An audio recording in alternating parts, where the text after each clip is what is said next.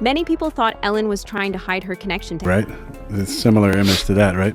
No. I know Jamie does. What is it? It's on the set of a famous talk show that's now not on anymore. Oh, Ellen? Was that Ellen? Yeah.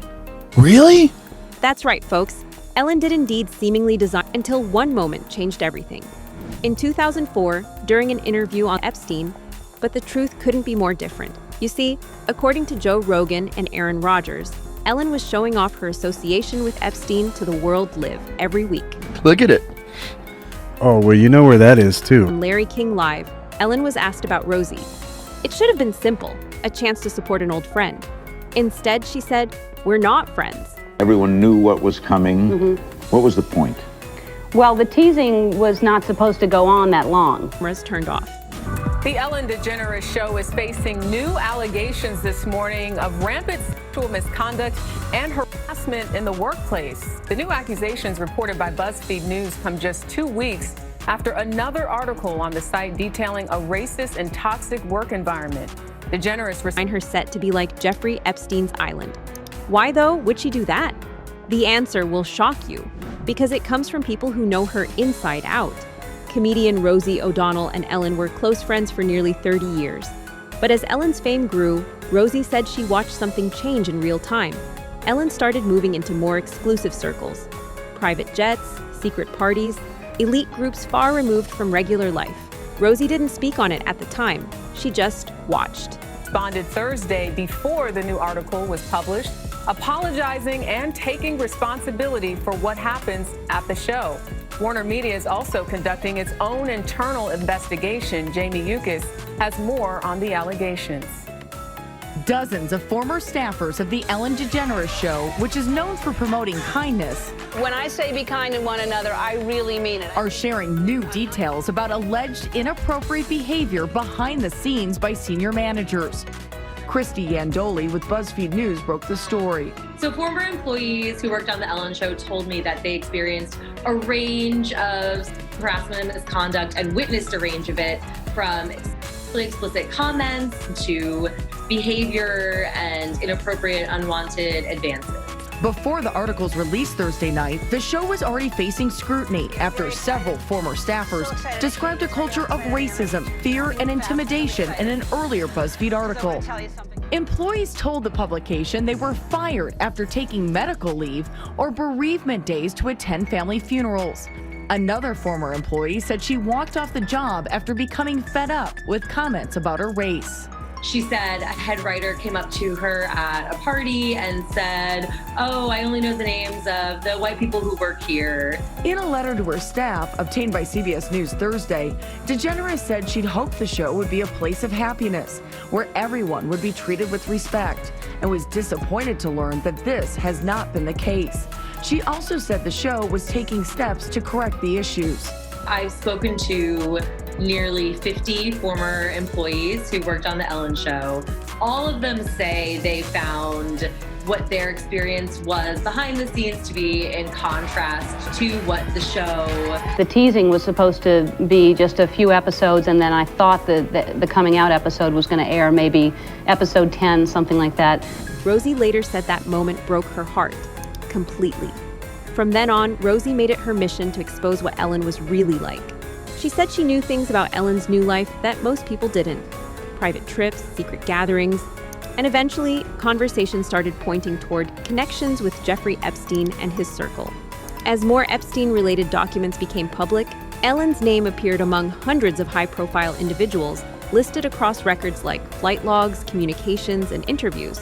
That doesn't automatically prove wrongdoing, but it was enough to make people look closer. And when they did, more contradictions started showing up. People began comparing what Ellen said on stage to what staff and insiders were describing behind the scenes. Every day, she told audiences to be kind, to treat others with respect, to spread positivity. But according to multiple accounts, that same kindness didn't always exist when the camera And it makes a profit off of, and what Ellen DeGeneres has built an entire brand off of, which is the be kind message.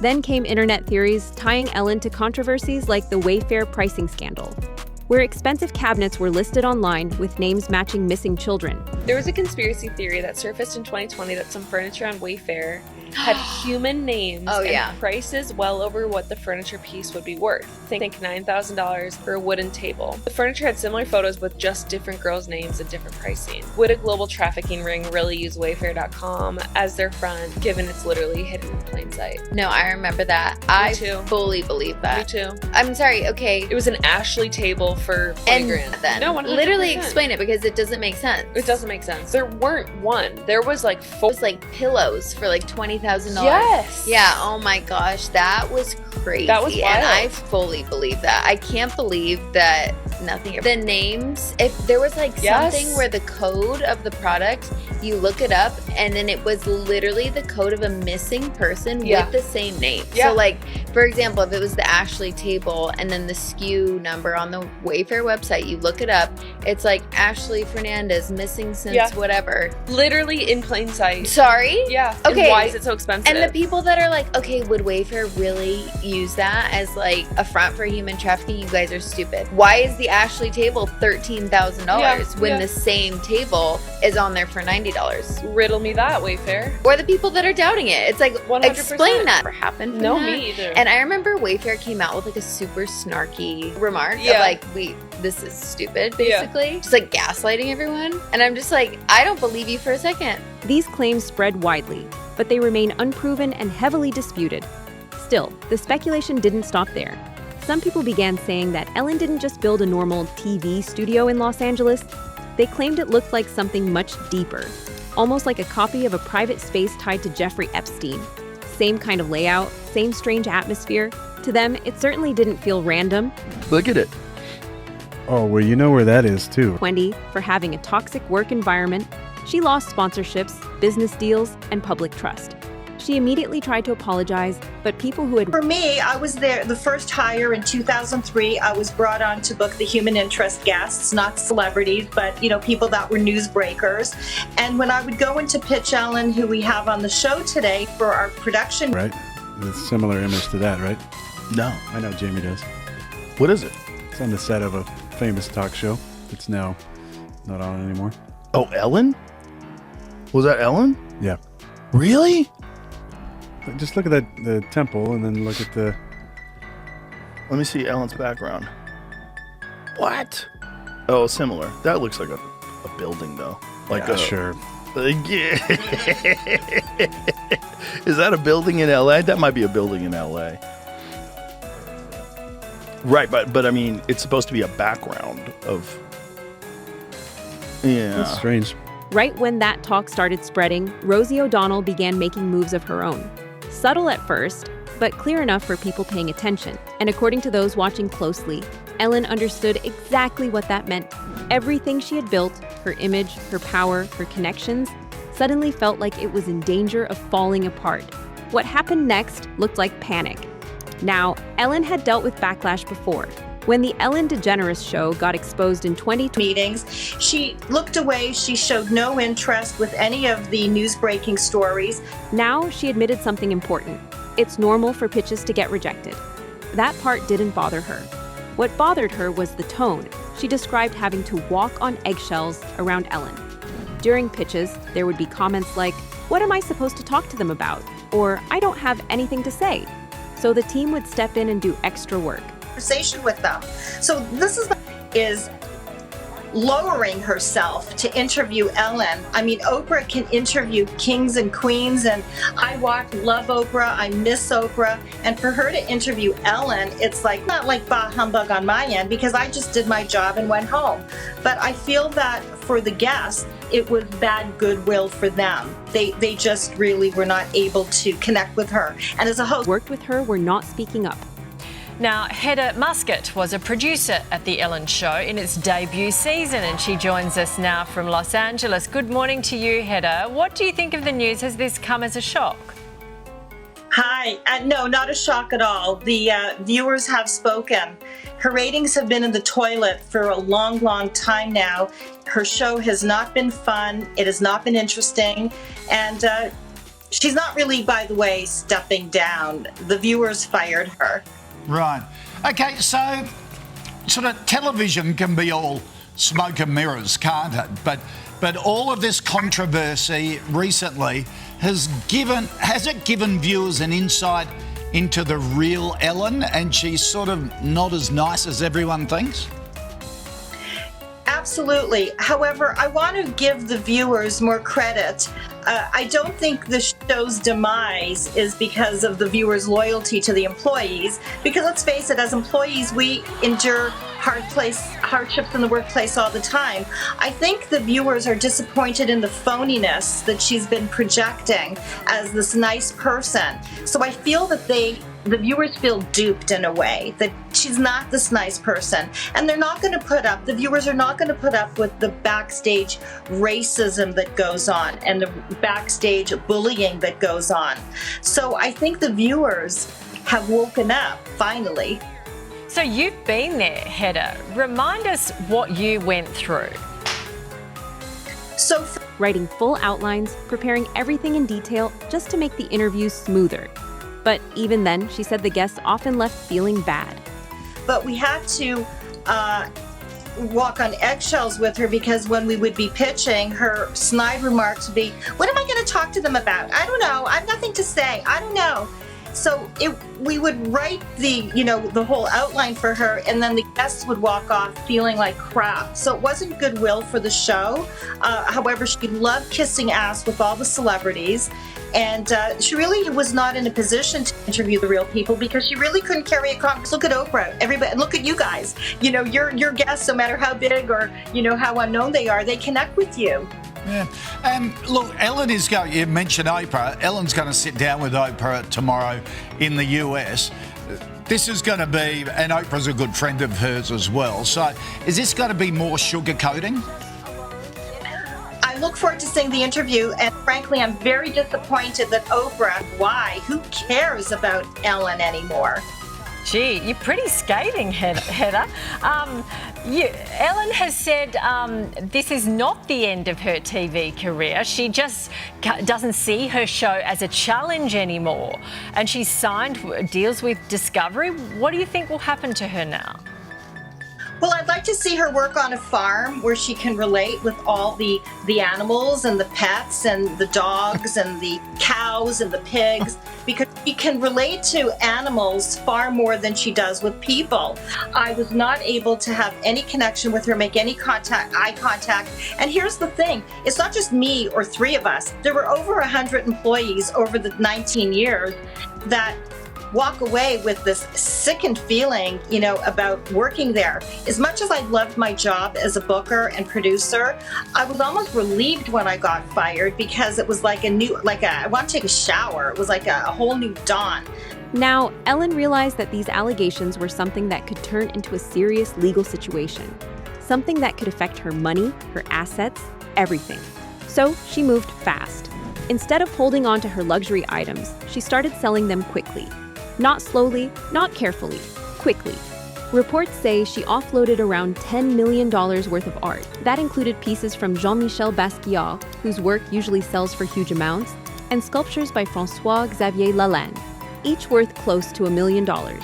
She ended up selling her homes in America too. And she wasn't waiting for the perfect buyer either. The goal wasn't profit anymore, it was speed. Get cash and get it now. Around the same time, reports from outlets like TMZ said Ellen had relocated to the countryside in England, roughly 2 hours outside London, but disappearing like that raises questions. So there had to be an explanation. The one given to the public? Just politics. Pointed something out. The house in England had already been purchased months before the election even happened. So that explanation didn't quite line up. To them, it sounded more like a cover story, something simple people would accept without digging deeper. Because according to these claims, the real reason wasn't politics. It was fear. Fear that more information tied to Epstein was about to become public, and that authorities could start taking action. In fact, some authorities have started investigations. Let's start with your relationship 2018. I'm not going to discuss. We've been talking about all these celebrities who've pledged to flee America if Trump wins. Well, Trump has won, and won convincingly. And we do have a name who's apparently left the country. Ellen DeGeneres, former TV star, and her wife, Portia de Rossi, have reportedly, Kinsey, moved to the UK following Trump's re-election. Is this the reason they moved? Because we had another story about 3 or 4 days ago where a celebrity had moved, but then it turned out that they had moved years earlier and had nothing to do with Donald Trump. This is a recent move. This is not necessarily because of Trump, but I think the shift, they wanted the House previously, but I think the shift full time is because of Trump. Remember that we actually discussed this, Ellen's Instagram, where she had that picture of Kamala and she was like, can't wait for you to be our first female president, and all the negative reaction she received. She's devastated about this win. And according to TMZ, she has moved 2 hours outside of London. And all I have to say is, the second that those Londoners and people in the UK realize that she is buddy-buddy with Meghan Markle, it's going to go over like a turd in a punch bowl. They're not big fans of Meghan Markle over there, so she might want to keep that on the low. Yeah, I would do that, and obviously her reputation isn't what it once was. The way her show ended and all those allegations that came out from people who worked with her. So yeah, she's no longer the golden girl, that's for sure. But critics quickly relationship with sex trafficker Jeffrey Epstein. In October, you told the New York Post with colorful narration that the last time you saw Jeffrey Epstein was in 2005 when you took a tour of his house, which happened to be right next door to yours. You claim you and your wife were so grossed out by this disgusting person, you swore you would never go back. But when the Epstein files came out, it turned out that was a lie. You were forced to admit that you had visited Epstein's private island in 2012, 4 years after Epstein pled guilty soliciting a minor for prostitution and was labeled a sex offender. You brought along your wife, your kids, your nannies to the predator's island. Incredibly poor judgment.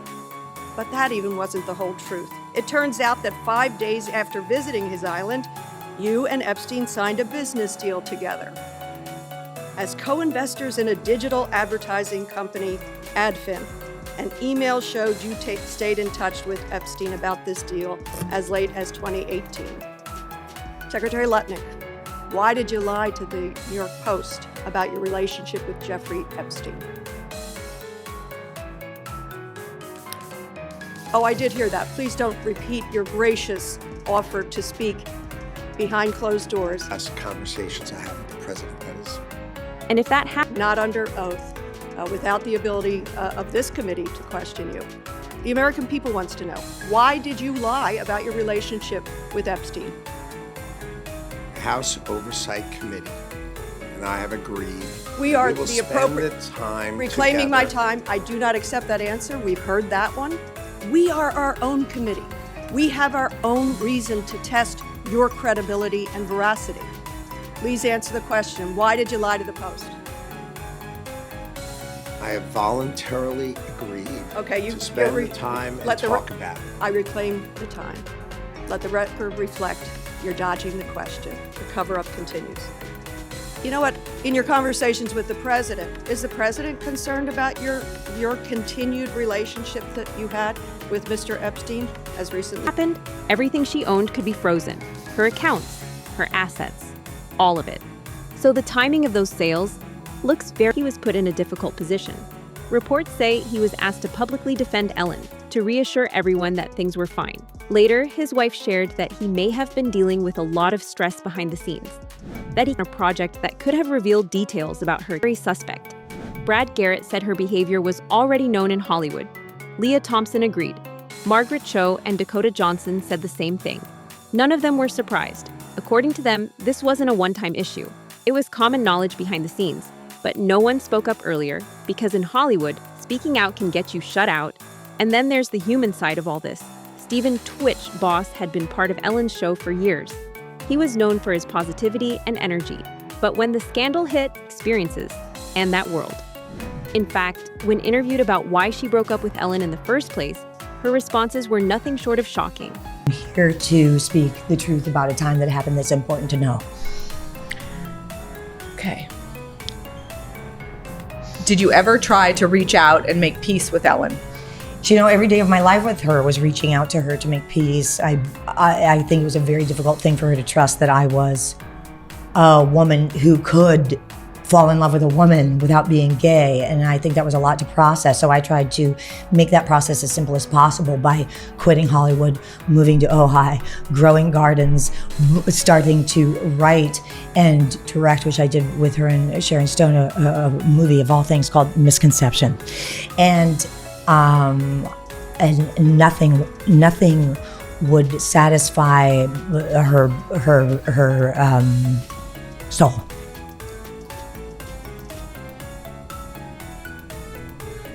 Rumors Ellen was far from nice were out there for years. What was your reaction to the toxic workplace controversy? I felt that it was in the hands of the people who needed to speak their truth. I hadn't spoken to Ellen in years, and I feel that the stories that need to be listened to are being told. Did the stuff about her being emotionally abusive to her staff ring true to you? Emotionally abusive is a container for our actions that we've not healed. And unfortunately, the abusive environment was something that I understood. When he kept things inside, trying to handle it on his own. He eventually passed away in December 2022. TMZ has more details surrounding the tragic loss of Stephen Boss, aka DJ Twitch. Sources tell the outlet that Stephen checked into a motel less than 1 mile away from his LA home on Monday morning. Employees at the motel report that he didn't appear upset or anything like that, but he only had one small bag with him and he booked the motel room for one night. Stephen missed his checkout time on Tuesday, so the employees went up to his room. That's where they saw him deceased in the bathroom, a self-inflicted wound. But staffers at the motel say that nobody actually heard the gunfire at any point, which makes sense because the motel structure is in a U-shape and it has separate units. Paramedics were called to the motel around 11:15 a.m. on Tuesday, December 13th, and Stephen was pronounced dead at the scene. When people looked at his death through the lens of what other ex-employees of Ellen had gone through, yeah, it didn't look good for her. Then there's Anne Heche. She had a past relationship with Ellen, and in 2022, she also passed away after a car accident. Around that time, reports began circulating that she had been working on. She is just very well connected. And one of Ellen's longtime friends is P. Diddy. And she has had P. Diddy on her show, I think like 21 times while she was on the air. They have been friends for years, and when I was looking through some old clips of P. Diddy appearing on the Ellen show, it's very, very evident that P. Diddy felt very comfortable around Ellen.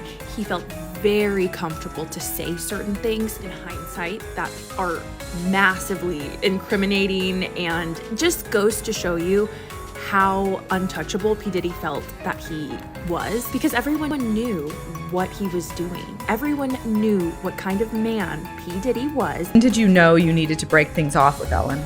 I think it was a slow roll when you come to understand the truth of another. I wanted desperately to have that relationship be the love of my life. That was my Cinderella story. What happened was that I was, through the circumstances, shut out from things that I cared about, and in order to make her feel that she was being loved, I would erase those things from my path, such as acting, and replace them with things that I thought would give her a foundation. As we got further and further away from me being able to be in public the way that would please, I began getting further and further away from my friends and my friendships.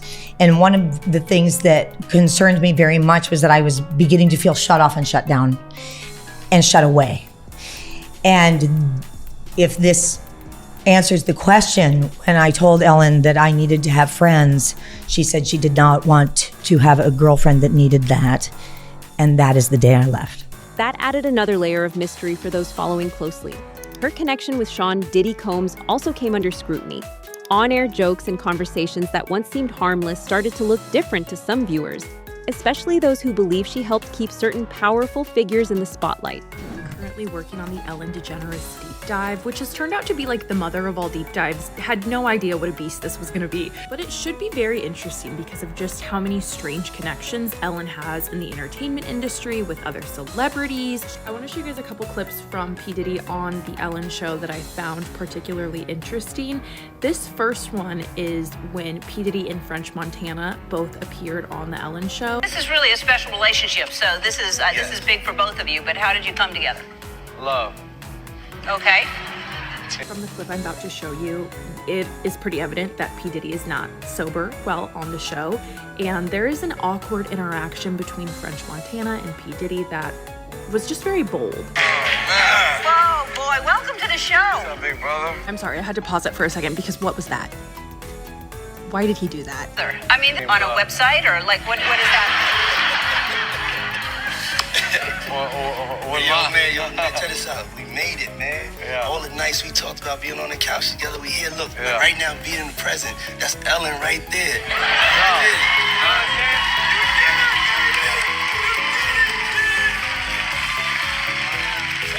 Very uncomfortable to listen to. Do you guys know when you like have been to like a bar and there's just someone there who you can just tell has had one too many and is just yapping and gabbing and just not matching energy? Even Joe Rogan commented on her public image, saying her kindness never felt natural to him, more like something being performed. She's got war criminals. Her and Bush are jumping around. I mean, that's right. She was buddies with Bush. That yeah, was like she's one of the a first CIA agent. Stephen Paddock. And do not ask me for sources, but Stephen Paddock. Who's that? He was the guy that shot up the Vegas concert. That was a very tragic thing. Listen to this. The only guy that saw Stephen Paddock alive, his name is Jesus Campos. He was a guard at Mandalay Bay.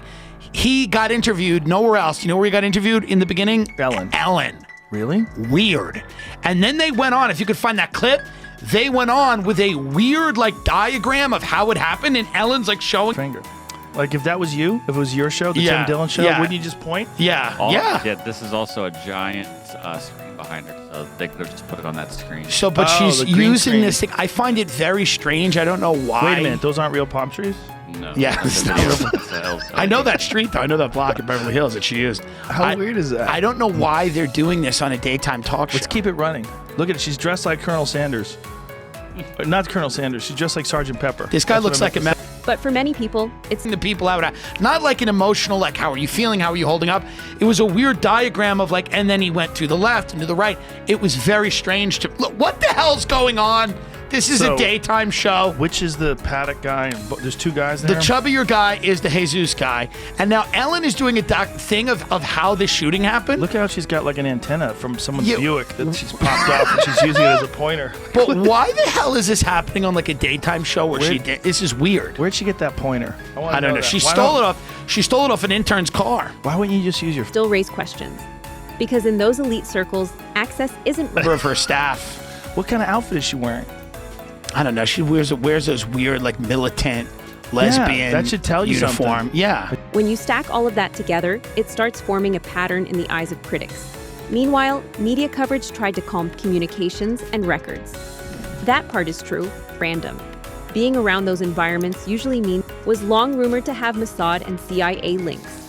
Recent emails have since confirmed that may have been the case, things down, by pointing out that Ellen's name appearing in Epstein-related documents doesn't prove direct involvement, especially when new reports are making anyone even remotely associated with Epstein look extremely questionable. Peter Thiel from Jeffrey Epstein. But the Trump administration says evidence doesn't show other men participated in the abuse.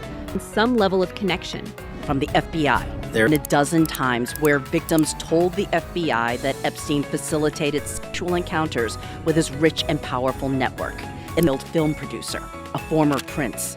But here's what we can't find in the public. Example, co-founder of Palantir. The pages of redacted reports. There's Wall Street executives, a wealthy psychiatrist, a now jail.